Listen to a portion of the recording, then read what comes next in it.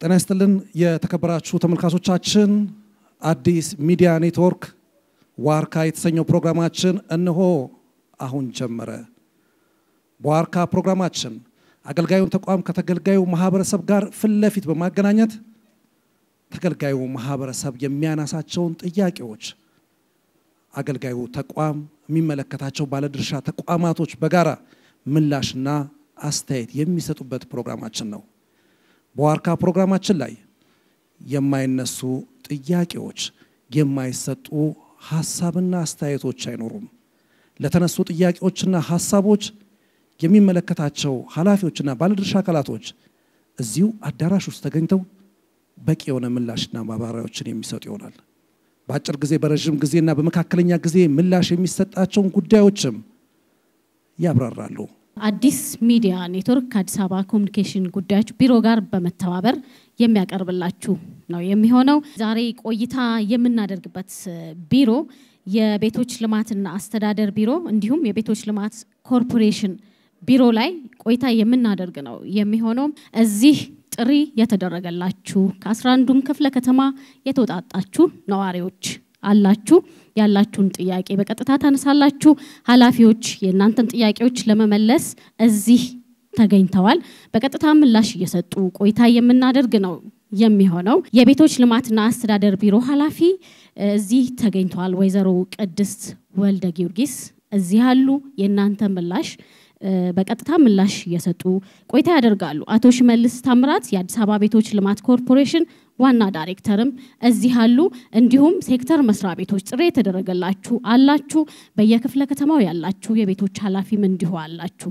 ነዋሪዎች ስለመጣችሁ ኃላፊዎችም እንዲሁ ስለመጣችሁ እጅግ በጣም እናመሰግናለን። የተከበራችሁ ተመልካቾቻችን እስከ ፕሮግራማችን ፍጻሜ ድረስ አብራችሁን ቆይታ እንድታደርጉ እጅግ በላቀ አክብሮት ጋብዘናችሁ።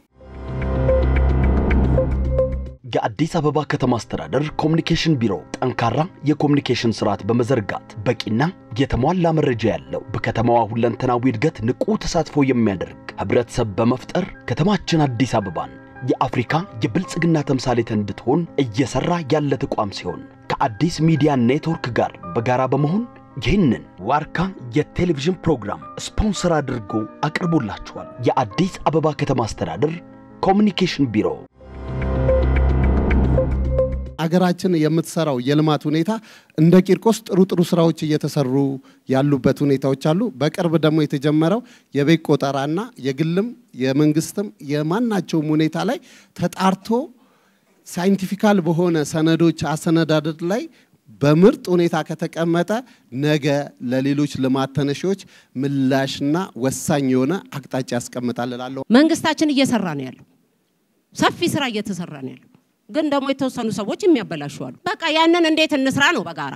አዲስ አበባ ከተማ ውስጥ ቤቶች ልማት ኮርፖሬሽን በጣም ከፍተኛ ስራ ሰርቶ ነዋሪውን በጥቂቱ ሳይሆን በመካከለኛ ደረጃ አሳርፎታል ብንል ማጋነን አይሆንም። የተሰሩ ስራዎች ባይን የሚታዩ የሚዳሰሱ መሬት የረገጡ ስራዎች ናቸው ያሉትና ብዙ የደሃ ቤቶች የታደሱበት ሁኔታ ነው ያለው።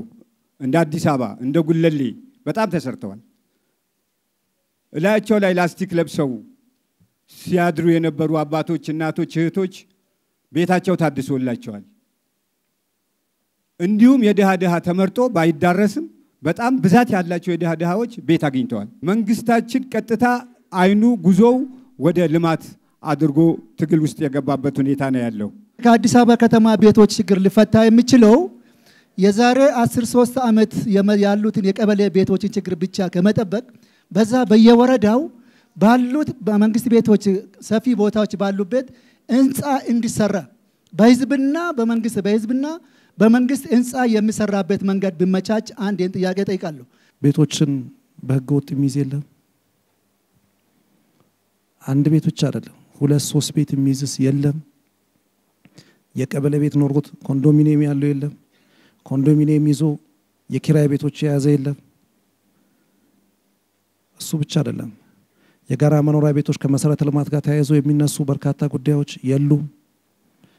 የመንግስት ቤቶች ሰነዱ እያለ ሰነድ የለም ብሎ ለፍርድ ቤት ሰጥቶ ከግለሰቦች ጋር ተመሳጥሮ የቀበሌ ቤት የመንግስት ቤት ለግል እንዲዞር የሚደረግበት ክፍለ ከተሞችና ወረዳዎች የሉ እውነቱን አንሱት ኮንዶሚኒየም ደርሷቸው እናንተ ምንድነው እስቲ ማሰሪያ እንትናችሁ ተፋታን ብለው ሲመጡ ተለያይቶ የወሰዱም ሰዎች ስላሉ እየሄድን እየጠቆምን ሁለተኛ ኮንዶሚኒየም ይዞ ይወዳሉ ስንሰጥ መጀመሪያ ነበር እንጂ አሁንማ ቀዘ 09 ሞሉ ተብሎ ነው መልስ የሚሰጠው ቢሞሉስ ሊሰራ ሊያስፈጽም እኮ ነው እዛ ጋር የተቀመጠው መረጃውን ይዞ ወርዶ እስከታች ድረስ ወርዶ ይሄን ነገር መፍታት ሲገባቸው ቀጽ 09 ባይሞሉ ኖሮ ይቻል ነበር አሁንም ይቻላል ይሄስ እንዴት ነው የሚሆነው ሰዎቹን ከነስማቸው ለራሳችሁ ሰጣቸዋለሁ ተፋታን ያሉትንም ሰጣቸዋለሁ የውነት አብሮ ይኖራሉ አይኖሩም ይሄንን አድናችሁ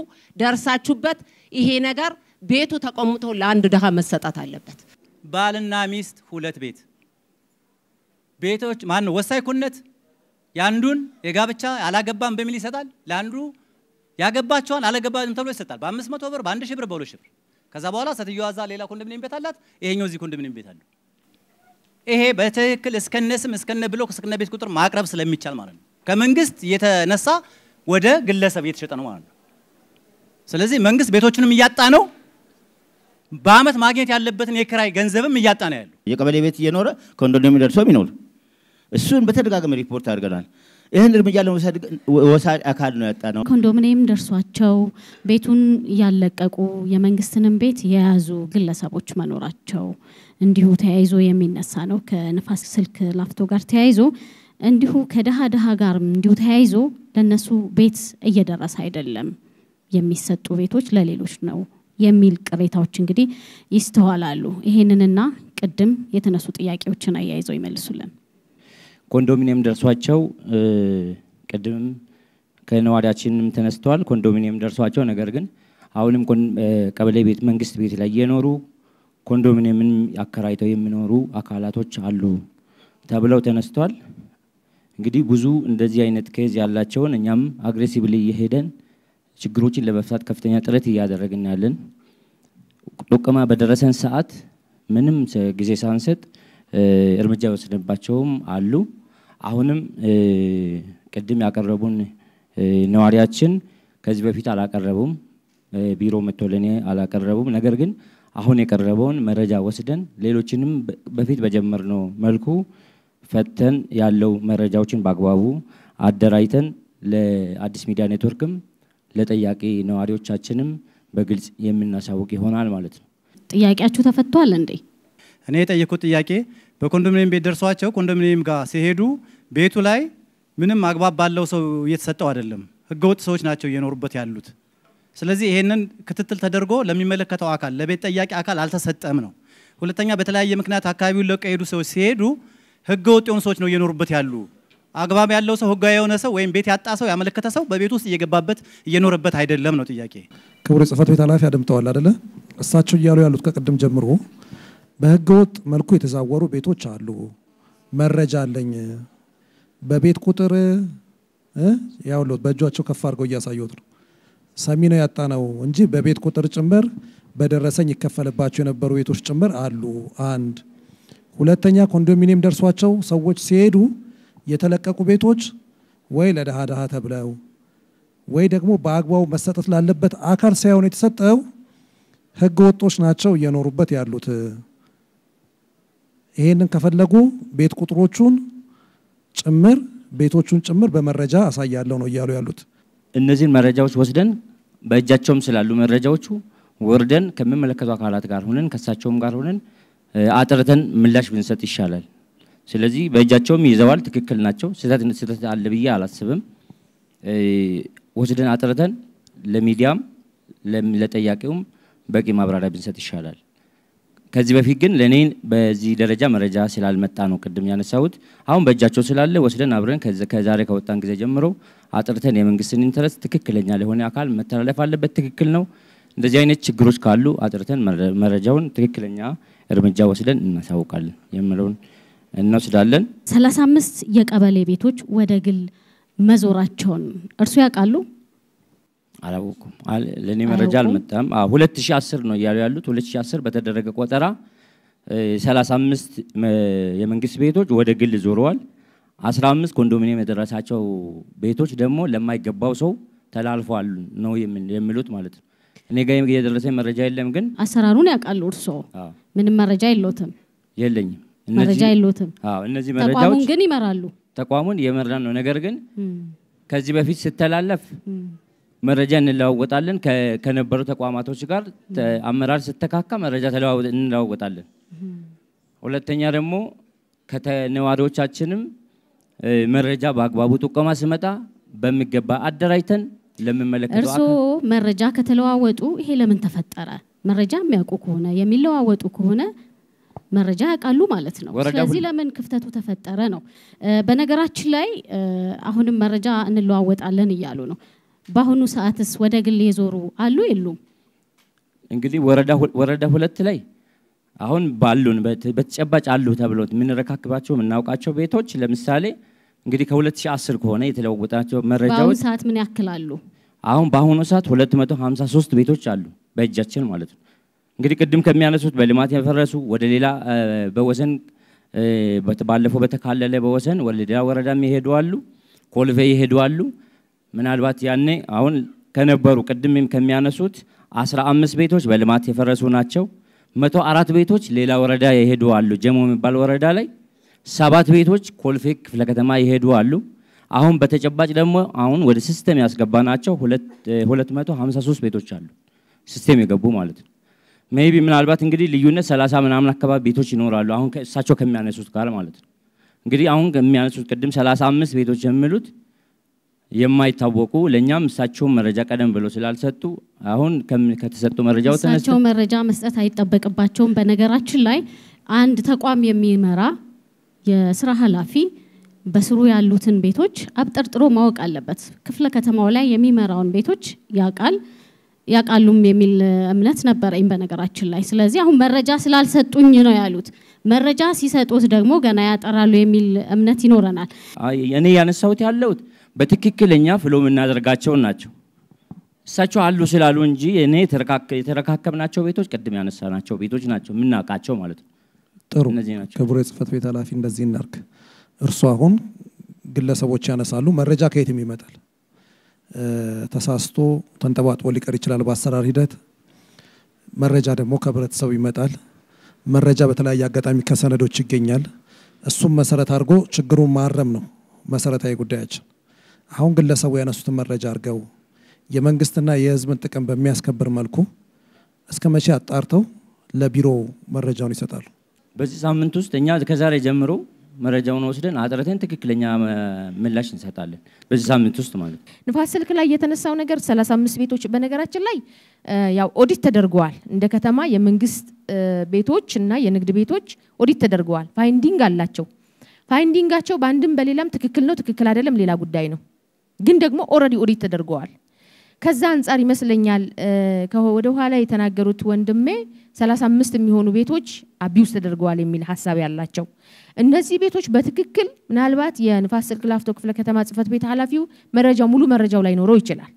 እሳቸው ግን ሙሉ መረጃው ካላቸው ከኛ ጋር ኮሙኒኬት ቢያደርጉ የትኛው ቤት እንደሆነ ብናውቅ ለመወሰን ብዙ አንቸገርም ለማለት ፈልጌ ነው። እንዲህ አይነት ቤቶች ካሉ 35 የተባሉ ቤቶች ካሉ ግን እንወስዳለን፣ ቼክ እናደርጋለን። ፋይንዲንጉ ውስጥ መኖር አለመኖሩን እናረጋግጣለን። ፋይንዲንጉ እስከ ከተማ አስተዳደር ድረስ ለሄደ ማለት ነው። በዛ መሰረት ደግሞ እርምጃ የምንወስድ ነው የሚሆነው። የቀበሌ ቤቶች በህገወጥ መንገድ ለግለሰቦች እንዲዘዋወሩ እየተደረገ ያለውን ሁኔታም በተመለከተ በህገወጥ መንገድ የመንግስት ቤቶች የቀበሌ ቤቶች ሲተላለፉ ግን ያስተላለፈው አካል ላይ አመራር ላይ ምንም አይነት እርምጃ ሲወሰድ አይታይም። ክፍተት አለ። የተወሰዱ በተወሰነ መልኩ የምንመለከታቸው አሉ። ኮንዶሚኒየም ደርሷቸው ተፋታ የተባለው እኔም ጥቆማውን ወስጄ በደረስኩበት ለማረም ጥረት አደርጋለሁኝ። እስካሁን እኔ ጋር የደረሰ መረጃ የለም።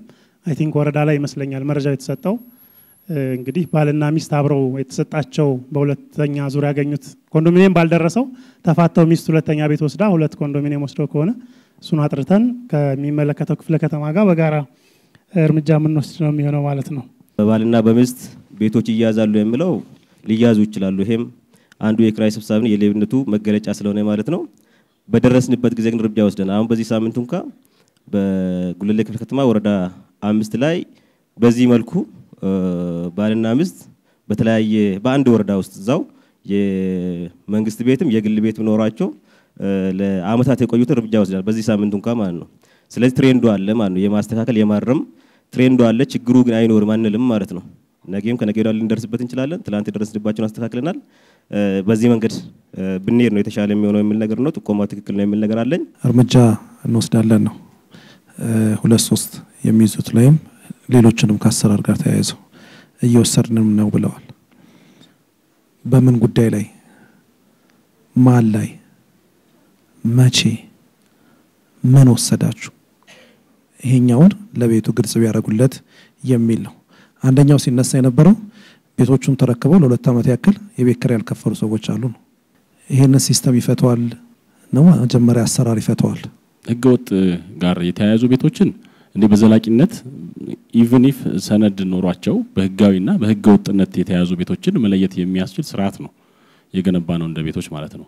ስለዚህ ከአዲስ አበባ ሳይንስና ቴክኖሎጂ ዩኒቨርሲቲ ጋር በስፋት የለሙ ሲስተሞች አሉ። እነዚህን ተግባራዊ የሚደረግበት ሰዓት በተለይ ሙሉ ለሙሉ የማጥራት ስራ እንሰራለን ማለት ነው። በቀጣይም እነዚህን በተለይ ደግሞ በህገወጥ መንገድ የያዙ ቤቶችን ከማስረገጥ ጀምሮ 2 እና 3 ቤቶች የያዙ ቤቶችን ስቲል እስካሁን ድረስ በእጃችን ላይ አለ። ያዝናቸውም ስላሉ እሱን በማስረጃነት ማቅረብ እንችላለን ማለት ነው። ግን ችግሩ አለ የሚለውን ነገር ለመውሰድ ያለው የመልካም አስተዳደርን ችግር ለመቅረፍ ቢሮውም ይሁን ኮርፖሬሽኑ የተነሳበት አግባብ በጣም ሲሪየስ ነው። በጣም ሲሪየስ ነው። የመልካም አስተዳደር ችግሮች ሲቀረፉ ነው ብልሹ እና ሌብነት መቅረፍ የምንችለው የሚል ስታንድ አለን። ለዚህም ደግሞ በስፋት በቴክኖሎጂ የታገዝን ስራዎች እየጀመርን ያለናቸው አሉ። የመንግስት ቤቶችና የመንግስት የንግድ ቤቶች መኖሪያ ቤቶችና የንግድ ቤቶች አጠቃላይ ወደ ቴክኖሎጂ ቋት ገብተው አልቀዋል። እጃችን ላይ ያሉት ማለት ነው። ይሄ ማለት ያለውን የመልካም አስተዳደር ችግር ቶታሊ ይቀርፍልናል ብለን ስለምናስብ ነው። አቢዩዝ ይደረጋሉ፣ ከዚህ በኋላ ይሸጣሉ፣ እገሌ ይወስዳቸዋል ብለን ልንሰጋ የምንችልበት እድል ኦልሞስት ዜሮ ነው ማለት ነው። በዚህ መልካም አስተዳደርን እንቀርፋለን። እጃችን ላይ ካሉ ማን ነው ቅድሚያ የሚገባው? የትኛው ነው ድሃ? የትኛውስ ነው ደግሞ ቤት የሚያስፈልገው ሲሪየስ ብሎ ለመወሰን ምንም የምንቸገርበት ምክንያት የለም ማለት ነው። ከዚህም ባሻገር የመንግስት ቤቶች የትኛውን ሰው ተነስቶ እንደፈለገ የሚያደርግበት እድል ዝግ ነው ማለት ነው እና ይሄን ከመልካም አስተዳደር ጋር ቢታይ የጋራ ብናደርገው በጣም መልካም ነው ብዬ ስለማስብ ነው። ከብልሹ አሰራር ጋር ተያይዞ በርካታ ነገሮች ተነስተዋል። እንወስዳለን። ምንም ወደዛና ወደዚህ የምንፈራገጥበት ምክንያት የለም። በአንድም በሌላም ተነስተዋል ችግሮቹ። አንዳንዱ ችግሮች በቅንነት ምን ወስዳቸው ናቸው። አንዳንዱ ደግሞ የተነሳው ነገር በሊሆን ይችላል ተብሎ የተነሳም አለ። ግን እሱም ቢሆን ብንወስደው ምንም አይጎዳንም። ሊሆን ይችላል የተባለው ነገር ወስደን ቼክ አድርገን ከሆነ ጥሩ ነው እናርማለን፣ ካልሆነ ደግሞ ማስተካከያ እንዲወሰድ እናደርጋለን ማለት ነው። ሚዲያው ዝግ ስላይደለ ዛሬ ቀረብን እንጂ በዋርካ ፕሮግራም አዲስ ሚዲያ ኔትወርክ ለኛ ቤት በጣም ክፍት ነው። ስለዚህ በዛ ማድረስ ማድረግ ስለምንችል ማለት ነው።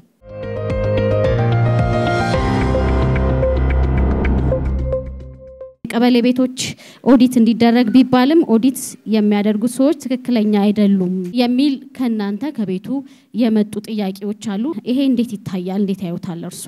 የቀበሌ ቤት ከ700,000 እስከ 1 ሚሊዮን እየተሸጠ ነው ማሳያ ብለው ለኛ ጥቆማ ሰጥተውናል።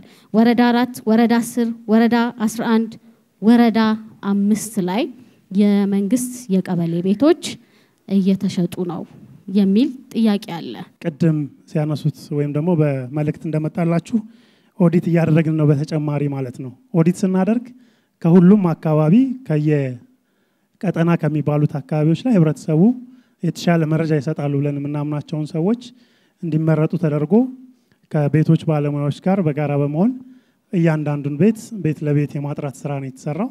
በዚህ ሂደት ውስጥ ሰነድ የሌላቸው ሰነድ አልባ የሚባሉ በመንግስት የቀበሌ ቤቶች ውስጥ ወይም ፓርሴል የሚባለው ውስጥ ተገንብተው በጥገኛነት የሚኖሩ ዜጎችም ጭምር በሰነድ እንዲረጋገጥ የማድረግ ስራውን እየሰራን ያለ ነው። የመንግስት ቤቶች ይሸጣሉ ከሚለው ጋር ተያይዞ እንግዲህ እኔ ከመጣሁበት ጊዜ ጀምሮ በክፍለ ከተማችን ያሉትን ቤቶች በሚፈቅደው መመሪያው በሚፈቅደው መሰረት በዳዳ የልማት ተነሺ ብሎም ከአዲስ አበባ ቤቶች ቢሮና በልዩ ሁኔታ የሚስተናገዱ ወይ መመሪያ የሚፈቅድላቸው ዜጎች በዚህ ልክ የሚስተናገዱበትን አግባብ አሰራሩን ተከትለን እየሰራን ያለ ነው። ከዛ ውጭ ግን በተጠቅሰው የሚመጡ ነገሮች ካሉ ወይም ደግሞ ቅድም የተጠቀሱት 4 ወረዳዎች ላይ ችግሮች ካሉ ፈትሸን እያረም የምንሄድበት አግባብ ነው ያለው። ማሳያዎችም ካሉ በዛ ልክ ቤት ቁጥሮችን ወስደን የምናጠራበት ሂደት ነው የሚሆነው ማለት ነው። ከአሰራር ውጭ በዛ መንገድ በቀጥታ የመንግስት ቤቶች አቢዩዝ ተደርገው የሚሸጡበት አግባብ ካለ በዛ ልክ እርምጃ እየወሰድን እንሄዳለን። የካ ላይ ያነጋገርኳቸው ግለሰቦች ነበሩ። እናት ልጃቸው ባለፈው በነበረው ግጭት ምክንያት ህይወቱ አልፏል። አስተዳደሩ ቤት ሰጠ። ቤት ሰጥቶ አስረክቦ እጅ ጨብጦ እናትየው እየኖሩ ነው። ክፍለ ከተማው አስረክብ ይላል ወረዳው ደግሞ ሲሄድ ሂድ ከዚህ ብሎ ያባረራል። የክፍለ ከተማ አመራር የወሰነውን እጅ ጨብጦ ያስረከበውን ቤት እናትየው እየኖሩበት ያለውን ቤት ውል ግን አላዋውልም ብሏል። የካ አካባቢ ላይ በጦርነት ምክንያት ህይወቱን ያጣ አንድ ወንድማችን እናት ተብሎ የተነሳውን እሱን እንወስዳለንና እናርማለን። እንደሱ አይነት በወረዳና በክፍለ ከተማ መካከል መገፋፋት ካለ አሳይመንቱን እኛ እንወስዳለን፣ የምናርመው ነው የሚሆነው።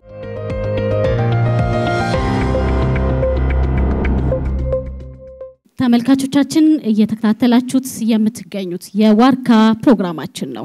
በየቤታችሁ ሆናችሁ እየተከታተላችሁን ስለሆነ እጅግ በጣም እናመሰግናለን። እዚህም ከ11ዱም ክፍለ ከተማ የተውጣጣችሁ ነዋሪዎች፣ ኃላፊዎች ከኛ ጋር ስላላችሁ እጅግ በጣም እናመሰግናለን። አሁንም ውይይታችን የሚቀጥል ነው የሚሆነው። የደሃ ይባላል። የደሃ ትክክል ነው። አሁን ላይ የለም። እኛ እየመነጠርን ኮንዶሚኒየም የደረሰውንና የቀበሌ ቤት የግል ቤት ይዞ የሚቀመጡትን እየመነጠርን እንደ ወረዳ 5 እንሰጣለን። ግን የሚገባው የእውነት ደሃ ነው እንዲለጠፍልን እንፈልጋለን። ከመጣበት ወረዳ ከመጣበት ክፍለ ከተማ ችግሩ ጭምር ለህዝብ ይፋ መደረግ አለበት። እጅ መንሻ ካልሰጠን መስተናገድ የማንችልበት ክፍለ ከተሞች ኃላፊዎች አሉ። በነገራችን ላይ መልካም ስራ የሚሰሩ እጅግ ምስጉን የሆኑ አመራሮችም አሉ። ለህብረተሰቡ የቆሙ መንግስትንና ህዝብን የሚያገለግሉ የከተማ አስተዳደሩን የሚያገለግሉ አመራሮች እንዳሉ ሁሉ ህብረተሰቡን የሚያስለቅሱ አመራሮችም ጭምር አሉ። ይሄን ተመልክተናል። እናንተ አጋልጧቸው። እንደ ኮልፌ ሁለት ቦታ ላይ የደሃ ቤቶች በሚል ግንባታ ተገንብቷል። ወረራ 3 ላይ የተገነባ አንዱ 105 አንዱ 105 210 ሰው የሚይዝ ተገንብቷል። አንደኛው ደግሞ 10ኛ ፍላወር ላይ አለ። ጥሩ ሲገነባ ጀምሮ ግንባታው በጥራት በፍጥነት በ9 ወር ውስጥ እንደ ምክር ቤት መስክ ምልከታ ላይም ስንጎበኘው የነበረው ስንደሰት የነበረ ነው። ይህ ግንባታ መቼ ደርሳል ትል የነበረ የደሃ ሞልቷል። ስያሜ የደሃ ነው የተባለው። ግን እንደ ወረዳ 3 ሳይሆን እንደ ኮልፌ አንድም ደሃ ቤት የታደለልን ሰው የለም። የደሃ ተብሎ 150 ሰዎች በየቀጠናው ተመልምሎ ቤት ይሰጣቸዋል ተብሎ የተቀመጡ ሰዎች አሉ። እነሱ ሰዎች እስከ ዛሬ ድረስ ምንም ነገር አላገኙም። በየሄዱበት እንባ ያለቀሱ ልጆች ይዞ ቤተሰብ ያላቸው ሜዳ ላይ ተኝቶ የሚያድሩ ብርድ ላይ ያሉ እንደ ወረዳ 4 ነው ማለት ነው። ስለዚህ ይሄ ነገር እንዴት ይታያል? የልማት ተነሺዎች እንደ አራዳ 1180 የደሃ ተመዝግበዋል። እነዚህ 1180 ካስተዳደሩ ጋር ተነጋግረናል። ነገር ግን መፍትሄ የላቸው። ለአብነት ወረዳ 5 ላይ 30 ቤት አስለቀቀን 15 ቤቶች ተላልፈዋል። ከደሃ ጋር ተያይዞ ሰፊ ቁጥር ያለው ነው በክፍለ ከተማችን ያለው ጥያቄ። በሁሉም ወረዳዎች 8400 የሚሆኑ ዜጎች በህጋዊነት ማመልከቻ አስገብተው ዳታ ላይ መዝግበን ያዝናቸው አሉ። ከአዲስ አበባ ከተማ ቤቶች ቢሮ ደሃ ናቸው ቤት ቢሰጣቸው ተብሎ ወደ 890 እና በተለያየ ጊዜ በካቢኔ ከ2010 ጀምሮ ተወስኖላቸው ወደ 285 የሚደርሱ ዜጎች እነዚህ በሙሉ በክፍለ ከተማችን ቤት ፈላጊ አሁን አክሰሱ ካለን ልናስተናግዳቸው የሚገቡ ተብለው የተመዘገቡ ናቸው። ከዛ ባሻገር ከዚህ በፊት በደሃ ተለይተው ወደ 101 የሚደርሱ ዜጎች ላይ ያልተስተናገዱ የነበሩትን ባገኘ ነው ክፍተት በዚህ 6 ወር ውስጥ እያስተናገድን የመጣንበት አግባብ ነው ያለው። ቅድሚያ ሰጥተን ተገጣጣሚ ቤቶች ለደሃ ይሰራል ይሰጣል ተብሎ በተስፋ በእንጥልጥል ተመዝግበው የተቀመጡ አሉ። ምላሹ ምንድነው? ሌብነትና ብልሹ አሰራር መቅረፍማ ይቀረፋል፣ መጨረሻ የለውም፣ መደምደሚያ የለውም። እጅ ለፍንጅ የተያዙት እርምጃ የተወሰደባቸው ምን ላይ ደረሰ? ምን ያህል ቦታ ላይ ደረሰ? ይሄ ነው እርምጃ መውሰዱ ይወሰዳል። ለሌላው መማሪያ መሆን አለበት። ከደሃ ቤት ጋር ተያይዞ በ2010 ዓመተ ምህረት ወረዳ 7 ላይ የተሰራ ቤት አለ። ይሄ የተሰራው የድሃ ቤት ያው ቆርቆሮ በቆርቆሮ ነው ጊዜያዊ መፍትሄ ለመስጠት። ይሄ ከተሰራ በኋላ በወቅቱ ከ12ቱም ወረዳ ላይ የተለዩ የድሃዎች በአግባቡ እዚያ ውስጥ እንዲገቡ የማስተላለፍ ስራ ተሰርቷል። በየደረጃው ተወስኖ በየመሃሉ ላይ ደግሞ ቤቱን የለቀቁ ያጋጠሙን ህገወጦች ነበሩ። እነዚህም ላይ እርምጃ እየወሰድን ከየወረዳው ተለይተው ለከተማ ላይ ላሉ ድሃዎች የማስተላለፍ ስራ እየሰራን ያለንበት ሂደት አለ። ወረዳውን ቤቱን በአግባቡ እያስተዳደረ ያለበት ሂደት ነው ያለው። የቤት አቅርቦቱ ላይ አይነተኛ ለውጥ ማምጣት አለብን ያለው አንዱ አማራጭ የኪራይ ቤት ነው። ለምሳሌ ሰርተ የምትሸጥለት ይኖራል። በተለያየ መንገድ የምታስተላልፈው አለ 70-30 አለ። ግን ደግሞ ይሄንም የማይችል ደግሞ በአነስተኛ ኪራይ መሰጠት ያለባቸው ቤቶች አሉ መሰራት ያለባቸው። እየሰራን ያለነው ብዙ ቦታዎች ላይ ሰርተናል። ጉለሌ ላይ ሰርተናል። አራዳ ላይ ተሰርቷል። ባሻወልደ የምታውቁት ነው። ለሚኩራ ላይ እንደዛው ንፋስ ስልክ ላይ እየሰራን ያላቸው ቤቶች አሉ። እነዚህ ቤቶች የከተማ አስተዳደሩ ሁለት ነገር ማየት ይፈልጋል። አንደኛው የቦንድ በጀት አሁን የለም ብዙ ቤቶችን ለመስራት። ስለዚህ እያሰብን ያለነው ምንድነው አንዳንዶቹም ቤቶች ያሉበት ሎኬሽን እየታየ ለሌላ አቅም ላለው አካል እየተሸጠ አንድ ብሎክ የተሸጠበት 2-3 ብሎክ ምንሰራበት እድል ደግሞ እንፈጥራለን ሌሎች ሳይቶች ላይ የሚል አቋም ይዞ በዛ መንገድ እየተሰራ ነው ያለው። ብዙዎችን ግን አሁን ባለው የቤት እጥረት ግን ኢቭን ለነዋሪዎች የተሰጠበት ሁኔታ አለ። ለምሳሌ ጉለሌ ማየት ይቻላል። ጉለሌ እንጦጦ ላይ የተገቡ ቤቶች ታውቃላችሁ በካፒታል ፕሮጀክት የተገነቡ ናቸው። አሁን የመልሶ ማልማቱ ላይ የነበረ እጥረት ስለነበረ ለነዋሪ ነው እያስተላለፍን ያለነው እና በዛ መንገድ ቢታይ ጥሩ ነው እንጂ የተለየ ኮንስፓይረሲ በዚህ ውስጥ አለ ብላችሁ መውሰድ መቻል የለባችሁም። ከድሃ ጋር ተያይዞ ተለይተዋል ግን ቤት እየተሰጡ አይደለም የሚል ሐሳብ ተነስቷል። ያው ያለንበት የእድገት ደረጃ ይታወቃል። የእድገት ደረጃችን ይወስነዋል። ሁሉንም ድሃ አድሬስ ለማድረግ ሁሉንም ድሃ የቤት ተጠቃሚ ለማድረግ ያው የገቢ ምንጫችንም ግልጽ ነው። ስለዚህ ሁሉን ሳይሆን በየደረስንበት ማከፋፈል ላለብን መስጠት ላለብን ደግሞ እየሰጠን ያለንበት አግባብ አለ። በቂ አይደለም የሚለው ነገር ግን በደንብ ያግባባናል። ቤቱ እየተሰጠ ያለበት ልክ ግን ስህተት አለው የተባለውን ያው ቅድም እንዳነሳው ቴክኖሎጂው የሚገላግልን ነው የሚሆነው። ምክንያቱም ቴክኖሎጂው ላይ በጣም ብዙ ነገሮች አሉ የሚያካትታቸው ወረፋም ጭምር ነው የሚያካትተው። ስለዚህ ከወረፋ ውጪ የመጣ ሰው ቢኖር አርጀንት ነው ተብሎ የመጣ ሰው ቢኖር ሊስተናገድ የሚችልበት እድል የለም ማለት ነውና ኮልፌ አካባቢ ብቻ ሳይሆን ሌሎች አካባቢዎች ላይም ሊሆን ይችላል። እነዚህ በሎው ኮስት የተሰሩ ቤቶች ላይ ለኛ ሳይሰጥ ለሌሎች ነው የተሰጠው ተብሎ እየተነሳ ያለው ነገር ሚዛን ቢኖረው በጣም ጥሩ ነው ብዬ አስባለሁ። ለምሳሌ የካ ክፍለ ከተማ ላይ የተነሱ ተነሾች ከ2000 በላይ ተነሽ ነው የተነሳው የካ። ለሚኩራ ላይ ደግሞ ምንም የተነሳ ተነሽ የለውም። ለሚኩራ ላይ ብቻ ያሰፈርነው ሰው 4720 ሰው አስፈረናል። ይሄ 4720 ሰው ግን ከለሚኩራ የተነሳ አይደለም ከሁሉም ክፍለ ከተማ የተነሳ ነው ያስገባ ነው እንዴ። አይ ቤቱን የሰራሁት ለራሴ ስለሆነ እኔ ያላስገባም የሚል እንደ ከተማ ነው የምናስተናግደው። ቅድሚያ መስጠት ያለብን ደግሞ አሰራሩም መመሪያውም ደግሞ ይፈቅዳል። ቅድሚያ በተለያየ በልማት የሚነሱ ተነሺዎቻችን አንድ ሁለተኛ በጎርፍና በእሳት አደጋ የሚፈናቀሉ ወገኖችን ቅድሚያ ይሰጣል የሚለውን ነገር ታሳቢ አድርገን በዛ ምክንያት ነው እያስተናገድን ያለነው።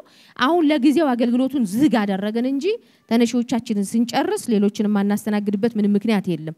ኮልፌ በራሳቸው አቅም የሰሩት 40 ቤት ነው 40 ቤት ነው። ያው እሱንም ደግሞ ለልማት ተነሺዎቻችን አስተላልፈናል። ንፋስ ስልክ ላፍቶና ሌሎች አካባቢዎችን በትሬጀሪ የተሰሩ ቤቶች አሉ። ምናልባት ይሄ ቤት እየተሰራ ያለው ለእናንተ ነው ብሎ ያስተዋወቀ አካል ካለ ስህተት ነው። ቤት የሚሰራው ለየትኛውም ነዋሪ ነው። ቅድም እንዳነሳሁት ደግሞ ለልማት ተነሺና በጎርፍና በእሳት አደጋ ስጋት ላይ ላሉና ተጠቂ ለሆኑ ወገኖቻችን ነው ቅድሚያ ሰጥተን ለነሱ እንሰጣለን። ቀሪው ደግሞ በድሃ ለተለዩ ወገኖች ማንሰጥበት ምን ምክንያት የለም የሚል ነገር ለማንሳት ነው። የተከበራችሁ ተመልካቾቻችን በመከታተል ላይ የምትገኙት ዋርካ የተሰኘው ፕሮግራማችን ነው። በተለይ በዋርካ ፕሮግራማችን ላይ በዛሬው ዕለት እያደረግነው ያለው ውይይት ከቤቶች ጋር በተያያዙ የሚነሱ ጉዳዮች ላይ ነው። አዲስ ሚዲያ ኔትወርክ አዲስ አበባ ኮሚኒኬሽን ቢሮ ጋር በመተባበር ወደ እናንተ የሚያደርሰው ፕሮግራማችን አሁንም እንደቀጠለ ነው የሚገኘው። አብራችሁን ቆዩ።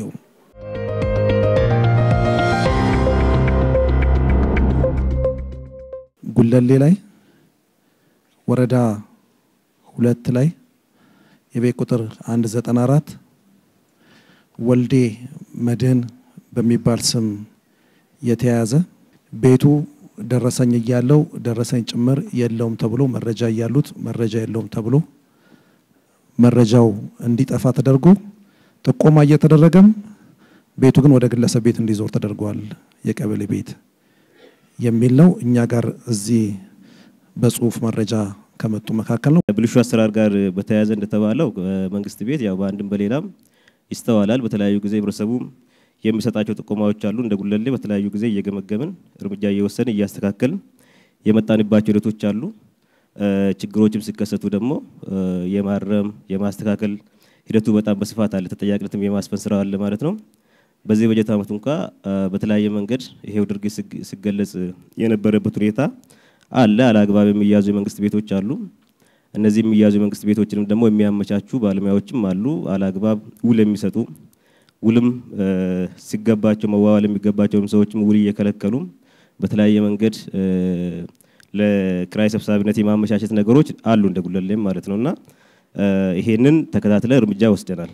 በዚህ 6 ወር ብቻ እንኳን በግማሽ አመቱ ከዛ በኋላ የገመገምነው ብንገመግምም ተጨማሪ ነገሮች ይኖራሉ። እስከ 6 ወር 4 የጽህፈት ቤት ኃላፊዎች ከወረዳ እርምጃ ተወስዶባቸዋል። ተመሳሳይ ደግሞ 7 ባለሙያዎች ላይ እርምጃ ተወስዷል ማለት ነው። እነዚህ እርምጃ የተወሰደባቸው አካላት አንደኛ ውል ለማይገባው ሰው ውል ሲሰጡ የተገኙ ውልም እያላቸው ደግሞ የመደራደር ይሄን ያህል ብር ካላመጣ ይሄን ያህል ብር ካልከፈልክ ውል መዋዋል አትችልም የሚል ባለመብትንም ጭምር ዜጋውንም ጭምር የሚያንገላቱ እንደነበሩ አሉ። በተጨባጭም በአዲስ ሚዲያ እጅ ከፍንጅም ተይዞ የተዘገቡ ግኝቶችም ጭምር አሉ። ጉለሌ ላይ ባልና ሚስት በየፊናቸው የተለያዩ ቤቶችን ይዘዋል። በተለይ እነዚህን ጥያቄዎች ያነሱ ከአንድ በላይ ናቸው። በርካታ ሰዎች ናቸው ይሄንን እያነሱ ያሉ። ይሄ ለሌሎችም ክፍለ ከተሞች የሚሆን ነው። ይሄንንስ እንዴት ነው የሚታየው? የተለያዩ ቤቶች አንድ ብቻ ሳይሆን ሁለትም ከዛም በላይ በየስማቸው አለ። ይሄ እንደ ማስተማሪያነት የሚወሰድና ቀጣይም እንደ ክፍለ ከተማችን ዛሬም ነገም የሚታዩ የሚገለጹ ነገሮች ይኖራሉ። እያየን እየፈተሽን እርምጃ እየወሰን የምንሄድባቸው ሁኔታዎች አሉ። እርምጃ ከመውሰድ አኳያ ከማስተካከል ከማረም አኳያ ግን እንደ ክፍለ ከተማ ያለው ነገር በዛ ደረጃ መውሰድ ነው ማለት ነው። የወጣት መዝናኛ የነበረ አሁን የሴት ማህበር ቢሮና ሱቅ የነበሩ ቤቶች በባለ አደራ ይተዳደራል ተብሎ ለግለሰቡ ተከራይተዋል ይላል። ኪራዩ ግን ለማን እንደሚውል አይታወቅም፣ ይጠየቅልን የሚል ጥያቄ አንስተዋል። እንዴት ይታያል ነው? ከሴት ማህበር ጋር ተያይዞ ሞር ወረዳ 4 ላይ ከዚህ በፊት በቅሬታ መልክ የመጣለ ግለሰቦች የመንግስት ቤት ነው ተብሎ ለሴት ማህበር የተላለፈ ነው። ዞሮ ዞሮ ግን ወደ ግል የዞረና በግለሰቦች የተያዘ ነው የሚል ነገር ነው የደረስንበት።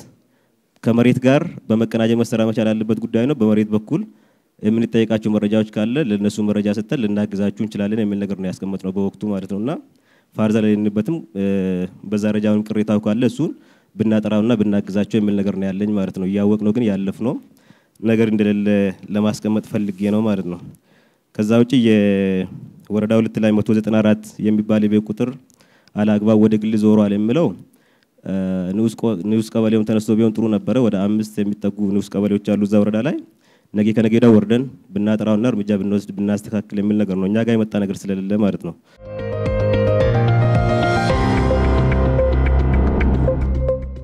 የጋራ መኖሪያ ቤቶች ላይ የውሃ ፍሳሽ አለ። ኦቪድ ሲሰራው የውሃ ፍሳሽ አልዘረጋለትም። ፖሴት ብቻ ነው የሰራለት ለሶስቱም ብሎክ 1 ብሎክ 2 ብሎክ 3 ሽንት ቤት ውሃ ሲመጣ ግቢ ውስጥ ይገነፍላል። ጊዜያዊ መፍትሄ ተብሎ የተሰጠ ምንድነው? የመጀመሪያ ቀንኛ በራሳችን ሳንቲም አውጥተን አስመጠጥን ስናየው ከአቅማችን በላይ ነው። ምክንያቱም የፍሳሽ ወራጅ ለፎቁ አልተሰራለትም። በጣም አስቸጋሪ ይሁን ኢንጂነሮች አቅቷቸው ይሁን ሁሉ የተለያየ ያለንበት ቦታ የለም። ወረዳ ከንቲባ ክፍለ ከተማ ድረስ ግን ምንድነው ጊዜያዊ መፍትሄ ክፍለ ከተማው ወረዳው እየተባበረን ያስመጠጠ የሚከፍልልን እሱ ነው። እስካሁን ድረስ እየተመጠጠ ነው። እስከ መቼ ድረስ በእንደዚህ አይነት ሁኔታ እንዘልቀዋለን? ከፍሳሽ ጋር ተያይዞ ያለው ትክክል ነው። በወቅቱ ግንባታው ሲገነባ የመጸዳጃ ቤት ሶሬጅ ሲስተም ስላልነበረው ይሄ ሶሬጅ ሲስተም እስከሚዘጋጅ ድረስ በፖሴቶ እዛው ታንከር ስለነበረ የፍሳሽ ማጠራቀሚያ ታንከር ስለነበረ ያ ታንከር በታሰበው ልክ እየሆነ አይደለም ማለት ነው። ለምን ከነዋሪው ብዛት አኳያ ነዋሪው ሙሉ ለሙሉ በአንድ ወቅት ተጠቃሎ የገባው ከነዋሪው ብዛት አኳያና የተዘጋጀው ሶፍት ታንከር ደግሞ አነስተኛ በመሆኑ በየ15 ቀኑ ፍሳሹ እየተመጠጠነ ያለው ማለት ነው። ይህንን በወቅቱ ጀምረው ስለነበረ ነዋሪዎች ክፍያውን ስላልቻሉት እኛው የክፍለ ከተማው አስተዳደር እየከፈለ ነው ያን ያስተናገድን ያለ ነው። ነገር ግን በዘላቂነት ይህን ችግር ለመፍታት በጎነት መንደር የሚል ስያሜ የተሰጠው በክብርት ከንቲባችንና በሚድሮክ ኢንቨስትመንት ግሩፕ በጋራ የተገነቡ በጣም በርካታ ቤቶች ስላሉ የነዛን የበጎነት መንደር ያሉትን መኖሪያ ቤቶችና የኦቪድ ቤትን ደግሞ በጋራ የሚያገናኝ ሶሪ ሲስተም መሰራት እንዳለበት ከክፍለ ከተማው አስተዳደር ጋርና ከሚመለከታቸው ተቋማት ጋር ተነጋግረናል። በቅርብ ቀናቶች እንግዲህ ፈጣሪ ከፈቀደ ይህን የማስተካከል ስራ ይሰራል ማለት ነው። መቼ ይፈታል? በበጎ ፈቃደኛ ባለሀብቶች ነው የሚገነባው፣ በመንግስት አይደለም። በመንግስት ድጋፍ ተደርጎለት በጎ ፈቃደኛ ባለሀብቶች ስለሆኑ የሚገነቡት እነሱ በቅርብ ቀናቶች እናስተካክለዋለን የሚል ምላሽ ሰጥተውናል። የአዲስ አበባ ከተማ አስተዳደር ኮሙኒኬሽን ቢሮ ጠንካራ የኮሙኒኬሽን ስርዓት በመዘርጋት በቂና የተሟላ መረጃ ያለው በከተማዋ ሁለንተናዊ እድገት ንቁ ተሳትፎ የሚያደርግ ህብረተሰብ በመፍጠር ከተማችን አዲስ አበባን የአፍሪካ የብልጽግና ተምሳሌት እንድትሆን እየሰራ ያለ ተቋም ሲሆን ከአዲስ ሚዲያ ኔትወርክ ጋር በጋራ በመሆን ይህንን ዋርካ የቴሌቪዥን ፕሮግራም ስፖንሰር አድርጎ አቅርቦላችኋል። የአዲስ አበባ ከተማ አስተዳደር ኮሙኒኬሽን ቢሮ።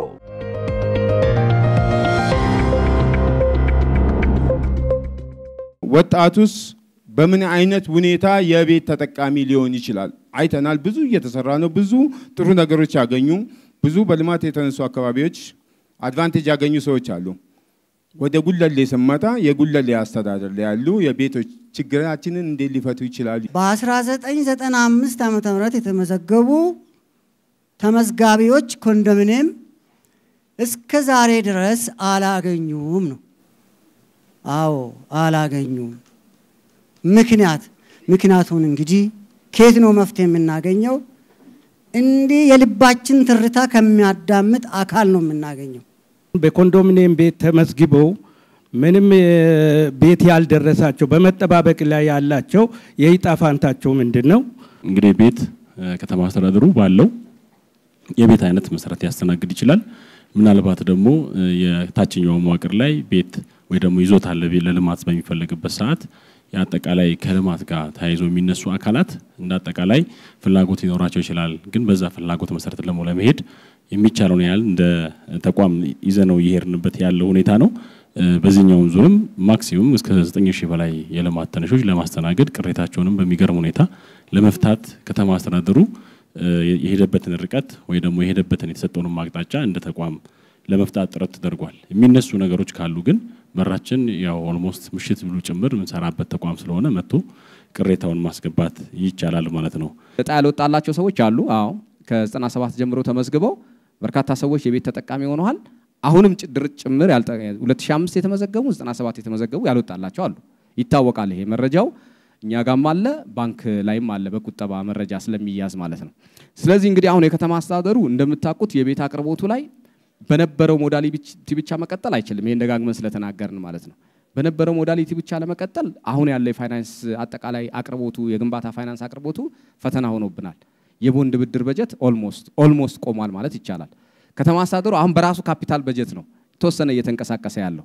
ስለዚህ አማራጭ ማየት አለብን ብለን አማራጮችን ለማየት እየተሞከረ ነው ያለው። በዚህ አማራጮች የተጠቀሙ አሉ። ወደ ማህበር የገቡት እኮ እንደሚታወቀው 54ቱ ማህበር ውስጥ እኮ ያሉት ቆጣቢ የነበሩ ሰዎች ናቸው። ቅድሚያ ለነሱ ነው የተሰጠው፣ ሌላ አልገባባቸው። ይሄ ቀጣይም ይቀጥላል። ሁለተኛ ሌሎች ሞዳሊቲዎችን በፍጥነት ማልማት አለብን ብለን ጥረት እያደረግን ያለ ነው ማለት ነው። እንደተባለው የ70-30 ፕሮግራም አለ። ይሄ በፍጥነት በኋላ አመጣበታለሁ። ቅድም ከተነሳው ጥያቄ አንፃር ይሄ በፍጥነት እየሄድንበት ነው ያለ ነው። ብዙዎቹ አልሚዎች ገብተዋል፣ ያልገቡ አሉ። ያልገቡ ስርዓቱን ጠብቆ እርምጃ የተወሰደባቸው አሉ፣ ማስጠንቀቂያ የተሰጣቸውም አሉ ማለት ነው። እነዚህ የሚያመርቱት ቤት ላይ በኋላ በ30% መንግስት ይወስናል። እነሱ ራሳቸው ከ70%ም ጭምር ለነዋሪው ፌር በሆነ መልኩ ቤቱን የሚያቀርቡበት እድልም ለማመቻቸት ጥረት እየተደረገ ነው ያለው። በተለይ ወጣቶችን የቤት ተጠቃሚ ከማድረግ አንፃር ወጣቱን ብቻ ሳይሆን አጠቃላይ ህብረተሰቡን የቤት ተጠቃሚ ከማድረግ አንፃር እየተሰሩ ያሉ ስራዎች አሉ። ግን ደግሞ በቂ አይደሉም የሚለውን ቅድም ያነሳሁትን ብናይ ጥሩ ነው የሚል ነገር አለኝ። በየቤታችሁ ሆናችሁ የተከታተላችሁን ስላላችሁ እጅግ በጣም እናመሰግናለን። አሁንም ጥያቄና መልሱ ይቀጥላል። እስከ ፕሮግራማችን ፍጻሜ አሁንም አብራችሁን እንድትቆዩ ነው የምንጋብዘው። ጥያቄዎች እየተነሱ ነው። ይህን ፕሮግራም እንግዲህ አዲስ ሚዲያ ኔትወርክና የአዲስ አበባ ኮሚኒኬሽን ቢሮ በጋራ የሚያቀርቡላችሁ ነው የሚሆነው። መልካም ቆይታ።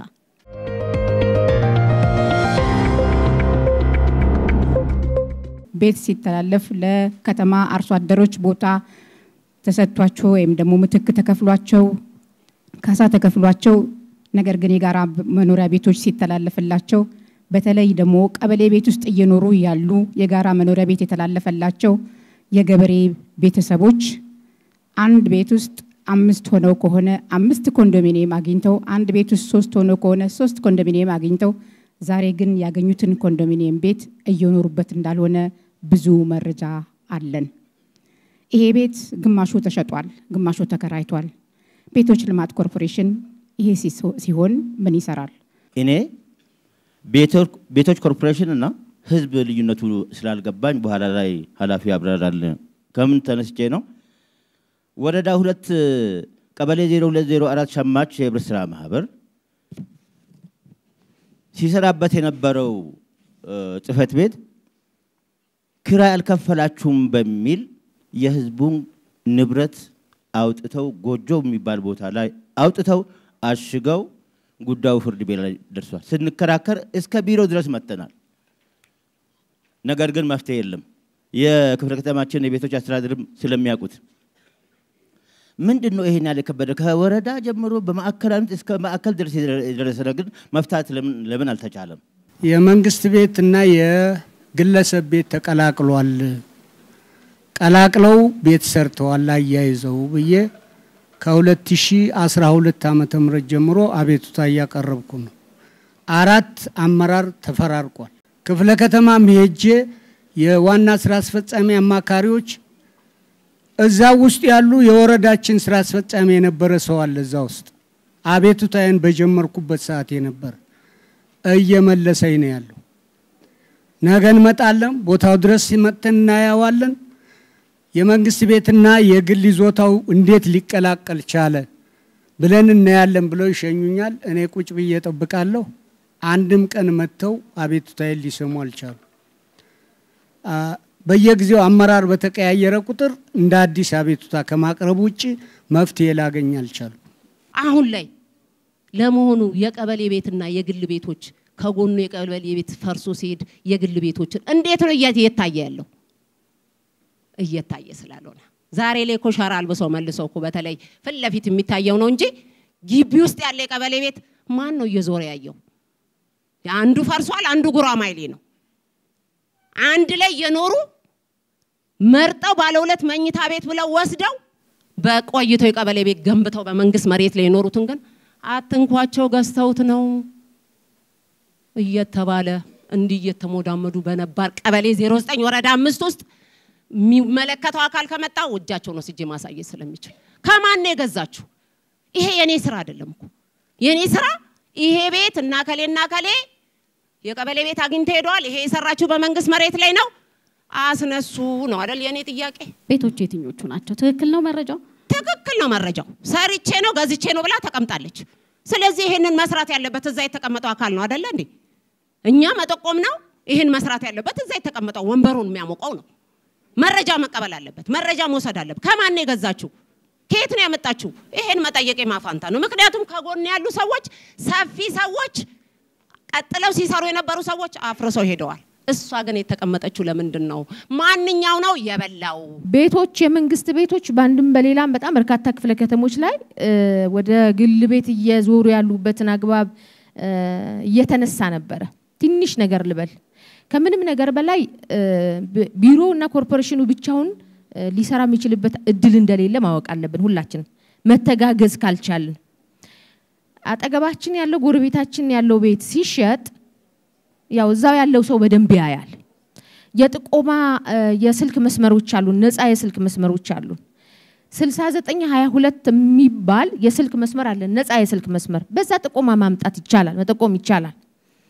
ከዚህ ባሻገር ግን ክፍለ ከተማም ቢሮም ክፍት ነው እነዚህ ነገሮች ለመቀበል። እስካሁን ወደ ግል ዞረዋል ከተባሉ ቤቶች ውስጥ በርካታዎቹን ከፍትህ ቢሮ ጋር በመተባበር ለማስመለስ ችለናል። ለዚህም ደግሞ ትልቁን ድርሻ ይወስዳል ህዝቡ ስለጠቆመ ነው። አሁንም የሚቀሩ ግን አሉ። አሁንም የፍርድ ሂደት ላይ ወይ ደግሞ የፍርድ ቤት ኬዞች ላይ ያሉ በርካታ ቤቶች አሉ። የጋራ መኖሪያ ቤትም የቀበሌ ቤትም እንዲሁም ንግድ ቤቶችም አሉ። እነሱንም ደግሞ መረጃ በማጥፋት እና የተለያዩ ነገሮችን በማድረግ ብዙ ችግሮች ይፈጠሩ ነበር ከዚህ በፊት።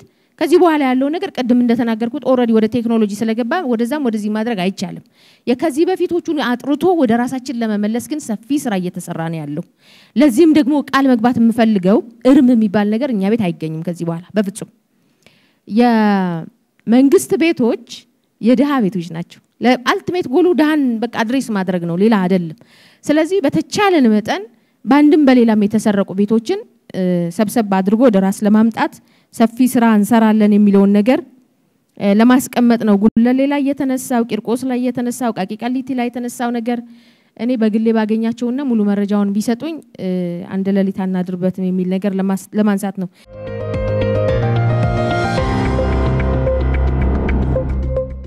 ሶስተኛ ወገን ተብሎ የተቀመጡ ሰዎች አሉ። የከተመልምሎ በየወረዳው የገቡ ሰዎች አሉ በየቀጠና ተደምሮ ማለት ነው። እነዚህ ሰዎች እስከ ዛሬ ድረስ 4 አመት ሆኖቻል ምንም መልስ አላገኙም። ይሄ መልስስ እንዴት ነው የሚታየው? የሶስተኛ ወገን ጥያቄ በጣም በሚያሳዝንና በሚያሳፍር ሁኔታ አራዳ ላይ ነባሩ ወረዳ 10 አሁን በአዲሱ ወረዳ 5 17 አመራር ሲባረር የሶስተኛ ወገን ጥያቄ ባለመመለሱ የዳሃዳ ጥያቄ ባለመመለሱ የህዝብ እስካሁን እየተንገላታ ነው፣ እስካሁን እየጠየቀ ነው። እነሱ ግን ያው የተነሱበት የራሳቸው ኮራፕሽን ጥያቄዎች አሉ። ነገር ግን አሁንም ይሄ ጥያቄ ክፍለ ከተማ ላይ አለ። ልክ ቀደም አንተ እንዳልከው በስነ ስርዓት ከቀጠና ጀምሮ ተለይቶላቸው ተቀምጠው በስም ዝርዝር አሁንም ተጠቃሚ ያሉን እነሱ አንድ ያለፈባቸው እንኳን ብንል አሁን እኛን ያሰጋናል። እኛ ለኛው ወረዳ ነው ያለነው። በአጋጣሚ ወረዳ 5 ነን። በዳዳ ተለይተናል። ሶስተኛ ወገን ጥያቄ ያለን አሁንም ይሄ ጥያቄ መፍትሄ የማያገኝ ከሆነ መልሶ ማልማት ውስጥ ነው ያለነውና ይሄን ነገር ምላሽ ቢያገኝ ለማለት ነው። ከሶስተኛ ወገን ጋር ተያይዞ የተነሱ ነገሮች አሉ። ምናልባት በጣም ተች የሚያደርግ ነገር አንዱ ከፒኮክ መናፈሻ ጋር ተያይዞ ወይም ከዚህ ከወንዞች ልማት ጋር ተያይዞ የተነሳ ነገር አለ። ከኮሪደር ልማት ጋር እውነት ነው። እኔ ቁጥሩን ምናልባት ሚስ ካደረኩኝ ይታረማለሁ። ወደ 1000 የሚሆን ሰው ኮንዶሚኒየም ያለው ከዚህ በፊት የልማት ተነሽ ነው ተብሎ ኮንዶሚኒየም ተሰጥቶት ግን ደግሞ ህገወጥ ሆኖ እዛ የፒኮክ መናፈሻ ግቢ ውስጥ ቤት ሰርቶ ሲኖር የነበረ ህዝብ ነበረ። አሁንም የልማት ተነሽ ነኝ ብሎ ደግሞ ሌላ ቤት ለመቀበል ብዙ ሩጫዎች ነበሩ። ግን ሲሪየስ የሆነ የማጥራት ስራ ስለተሰራ ምናልባት አቶ ናሆም በቅርብ ስለሆነ ወደዛ ክፍለ ከተማ የመጣው ሚስ ያደረገ ይመስለኛል እንጂ በጣም የማጥራት ኮሚቴ ተዋቅሮ የማጥራት ስራ ተሰርቶ ኮንዶሚኒየም ቤት ያላቸው ግን ደግሞ ህገወጥ ቤት ገንብተው እዛ አካባቢ ሲኖሩ የነበሩ ወገኖችን በሰላም ወደ ቤታቸው እንዲገቡ ነው የተደረገው። ምንም አይነት ተጨማሪ የቤት አክሰስ አልተሰጣቸው። እዛ አካባቢ የነበሩ በጣም 30-40 አመት ይኖሩ የነበሩ ግን ደግሞ ህጋዊ የሆነ ውል የሌላቸው እኛ ያላከራየናቸው ወገኖች ነበሩ። እንደሱ እንዲህ አይነት ሰዎችን በልዩ እየተባለ በመልካም አስተዳደር እየተፈታ ያለበት አግባብ ነበረ። ደግሞም ተፈቶላቸዋል። እዛ አካባቢ ብዙ ችግር ያለ አይመስለኝም። ካለም የሚፈታ ይሆናል።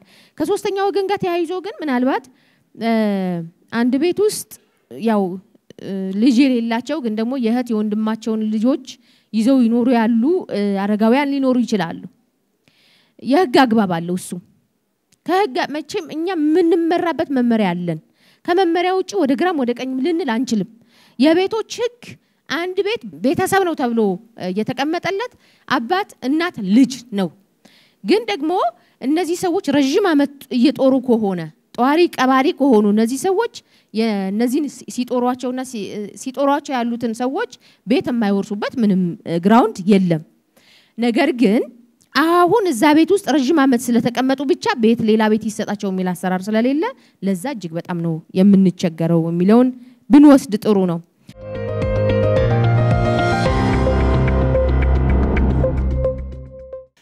እኛ የአምባሳደር የልማት ተነሺዎች ነበርን። በአጋጣሚ ተነስተን ወደ ልደታ ተጋጣጣሚ ቤት ኦቪድ በሰራው ህንፃ ውስጥ ገብተናል እና የሰራውን ኦቪድ ባለቤት በጣም እናመሰግናለን። እጅግ ዘመናዊ ደረጃውን የጠበቀ ጥሩ ህንፃ ሰጥቶናል። ግን ያው እስካሁን 2 ዓመታችን ነው። ሚያዝያ 16 ሲመጣ 2 ዓመታችን ነው። ግን እስካሁን ድረስ ያው በቤቶች ልማት በኩል ውስጥ ውል የለንም። መታወቂያ ማውጣት አንችልም። የመጣብን ማንኛውንም ችግር እንትን ማድረግ አንችልም። ምክንያቱም ከወረዳ 7 ልደታ ፋይላችን ያለው እዛ ነው። አሁን 2 ዓመት ድረስ ተቋቁመናል። ብዙ እድሎች አምጥተናል። ያለ መደራጀት አምጡ ተብለናል። ምንም አይነት እድል ውስጥ ተጠቃሚ አይደለም እዛ ህዝብ ውስጥ ማለት ነው። በራሳችን እንትን ነው የወረዳው ጋራ ብዙ ጊዜ እንሄዳለን።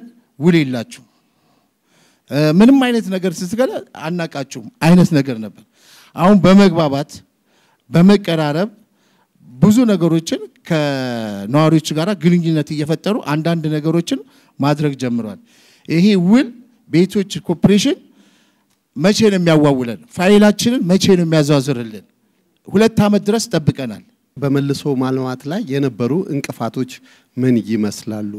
ውል ተዋውሎ በህጋዊ መንገድ የያዘው ምን ያህል ማህበረሰብ ነው? እንደገና ደግሞ ሰነደ አልባ ወይም ደግሞ ወለድ አግድ በተለያየ አቅጣጫ መረጃዎች ሲታዩ የበካከኑ መረጃዎች የያዙ ናቸው። ለውሳኔ ምቹ ያልሆኑ የሚታዩ ነገሮች እንደገናም ደግሞ ከአስተዳደሩም ረጅም ጊዜ ሲጓተት ከ1967 በየጊዜው መንግስታቶች ሲቀያየሩ ሰነዶቻቸው ራሱ የማይነበቡ የመጨረሻ አሳዛኝ የሆኑ ነገሮች አሉ። እነሱን ነገሮች ቤቶች አስተዳደር ወይም ደግሞ መሬት ልማት እንዴት እያያቸው ነው? የብዙ ሰዎች ጥያቄዎች ያሉበት ሁኔታዎች ስላሉ መልሶ ማልማት ሲሰሩ ጥሩ ስራዎች እንደተሰሩ ሆነው አንዳንድ ቦታዎች ለምሳሌ ወረዳ 10 ላይ ቀበሌ 14 የተለያዩ ቦታዎች ላይ እየፈረሱ ይታጠራሉ። ስለዚህ እነዚህ ፈጥኖ መኖሪያ ቤት ቢሰራባቸው እንደ አዲስ አበባ ከተማ የቤት ችግሩ በከፍተኛ ሁኔታዎች ያለበት ሁኔታዎች ነው። ስለዚህ ቤቶች አስተዳደር በዚህ ጉዳይ ላይ ምን እየወሰደ ነው? ወንድሜ ከወደዛ ከልደታ ክፍለ ከተማ እንዳነሳው በሎው ኮስት የተሰሩ ቤቶች በመንግስት በትሬጀሪ የተሰሩ ቤቶች ላይ ችግር የለብንም። ኦሬዲ እንትኑ አለ፣ የብር መጠኑ አለ። ለምን አይነት ቤት ምን ያህል ብር ይከፈላል የሚለው ይታወቃል። ግን በሎው ኮስት የተሰሩ በባለ ሀብት የተሰሩ በግለሰብ እንደዚህ የተሰሩ ቤቶች ላይ ታሪፍ ማውጣት ላይ ትንሽ እንትን ነበረ፣ ጋፕ ነበረ። የወጣው ተመን የብር መጠን እንዲጸድቅ አቅርበን ነበር ለሚመለከተው አካል። ግን ደግሞ በጣም ከፍ ያለ ዋጋ ነበር ያቀረብነው እውነት ለመናገርኛም እዛ ቦታ ላይ የገቡት ደግሞ ዳጋጣሚ ሆኖ አንድም ከዛው አካባቢ የተነሱ ናቸው። የለም የሚለውን ነገር ግረ መንገድም ለመመለስ ነው። ከዛው አካባቢ ለምሳሌ ልደት አሁን ከዛው ላይ የተነሱ 18 የሚሆኑ ሰዎች እዛ ቤት ውስጥ ገቡ የተገነባው ግንባታ ላይ ደን ቀሪውን ደግሞ የልማት ተነሺውን እናስተናግድበታለን ማለት ነው። እሱን አካባቢ ግን በውል በማስደገፍ ክፍያቸውን እንዲከፍሉ ማድረግ ላይ ያለው ጋፕ ቅድም እንዳነሳሁት በጣም ዝቅተኛ የኑሮ ደረጃ ላይ ያሉ ወገኖች ስለሆኑ ስለዚህ ከውል ጋር ተያይዞ ያለው ነገር የብር መጠኑ ወይም ደግሞ ተመኑ ከፍ ያለ ስለነበረ እሱን ደግሞ ሪቫይዝ ማድረግ ስለሚጠበቅብን ሪቫይዝ አድርጉ እንጂ በዚህ ልክ ድሃው የህብረተሰብ ክፍላችን መክፈል አይችልም የሱን የመክፈል አቅም ያገናዘበ አይደለም ተብሎ ኮሜንት ስለተሰጠን በዛ መሰረት ኮሜንቱን ተቀበለን አሻሽለን ኦልሞስት ወደ ስራ ገብተናል። ኔክስት ዊክ ሁሉም ክፍለ ከተማ ላይ ውሉን ማዋዋል እንጀምራለን። ኔክስት ዊክ እሱ ኦልሞስት ስለጨረስ ነው ማለት ነውና በዛ ቢያዝልን ጥሩ ነው። ተመልካቾቻችን የቤቶች ጉዳይን በተመለከተ የተለያዩ ጥያቄዎች የተነሱበት በክፍል 1 እንግዲህ የተለያዩ ጥያቄዎች ከናንተው ተነስተው ስናስተላልፍላችሁ ቆይታ አድርገናል። ሳምንት ያልተነሱ ጥያቄዎችን ይዘን በክፍል 2 የምንገናኝ ነው የሚሆነው። መልካም ቆይታ። የአዲስ አበባ ከተማ አስተዳደር ኮሙኒኬሽን ቢሮ ጠንካራ የኮሙኒኬሽን ስርዓት በመዘርጋት በቂና የተሟላ መረጃ ያለው በከተማዋ ሁለንተናዊ እድገት ንቁ ተሳትፎ የሚያደርግ ህብረተሰብ በመፍጠር ከተማችን አዲስ አበባን የአፍሪካ የብልጽግና ተምሳሌት እንድትሆን እየሰራ ያለ ተቋም ሲሆን ከአዲስ ሚዲያ ኔትወርክ ጋር በጋራ በመሆን ይህንን ዋርካ የቴሌቪዥን ፕሮግራም ስፖንሰር አድርጎ አቅርቦላችኋል። የአዲስ አበባ ከተማ አስተዳደር ኮሚኒኬሽን ቢሮ